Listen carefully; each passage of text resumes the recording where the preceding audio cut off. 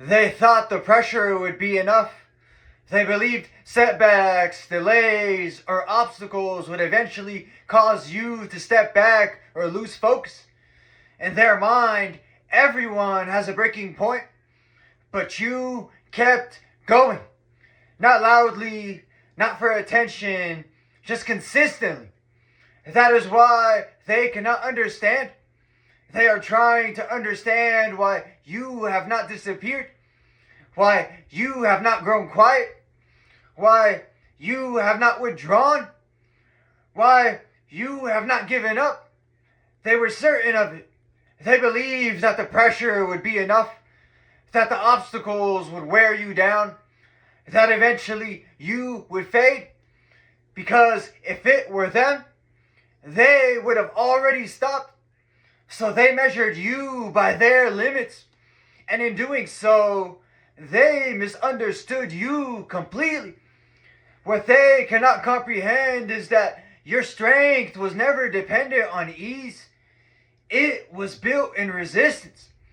You do not continue because it is comfortable. You continue because it is who you are. There is something within you that does not negotiate with difficulty. Something that does not retreat when things become uncertain. And that is what unsettles them. They watch you remain consistent where they would have collapsed.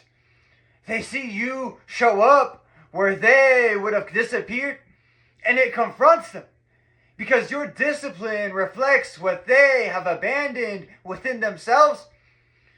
James chapter 1 verse 12 reminds us, "Blessed is the one who perseveres under trial, because having stood the test, that person will receive the crown of life."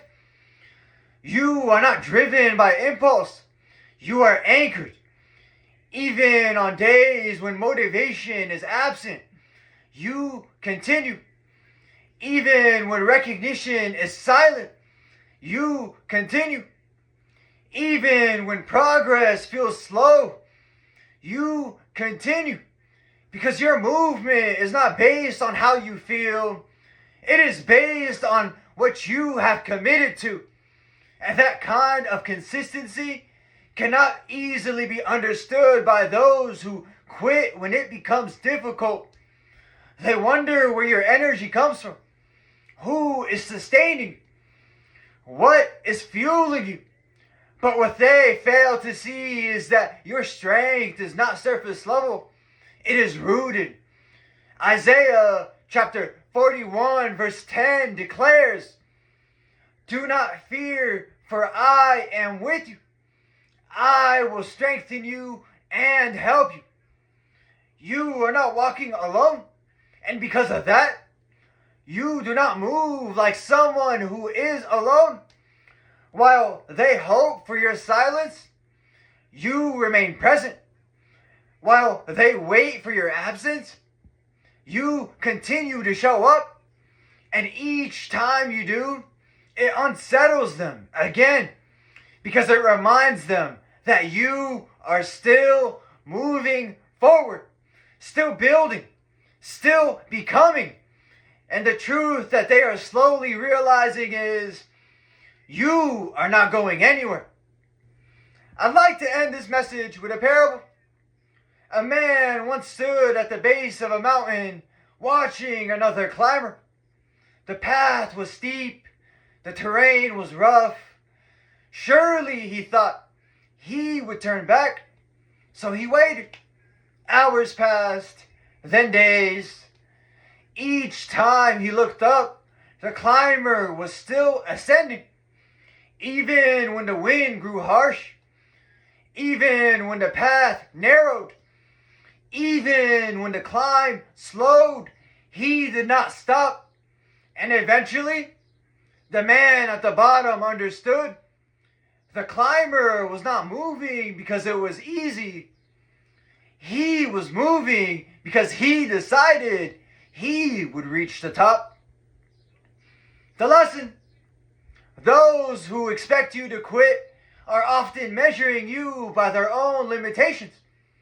They do not understand consistency because they rely on comfort.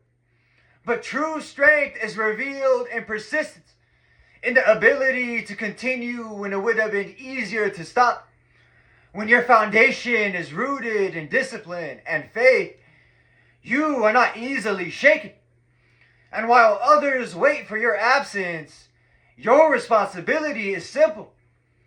Keep showing up, because the difference between those who rise and those who remain where they are is not talent. It is the decision to continue. And that's it for this message. I'd like to thank everybody who made it to the end of the video. I'm truly honored by your support. If this message resonated with you at all, please consider dropping a comment, giving me some feedback, hitting the like button, and subscribing. It's been Chris and Isty, and until next time, take care, and God bless you.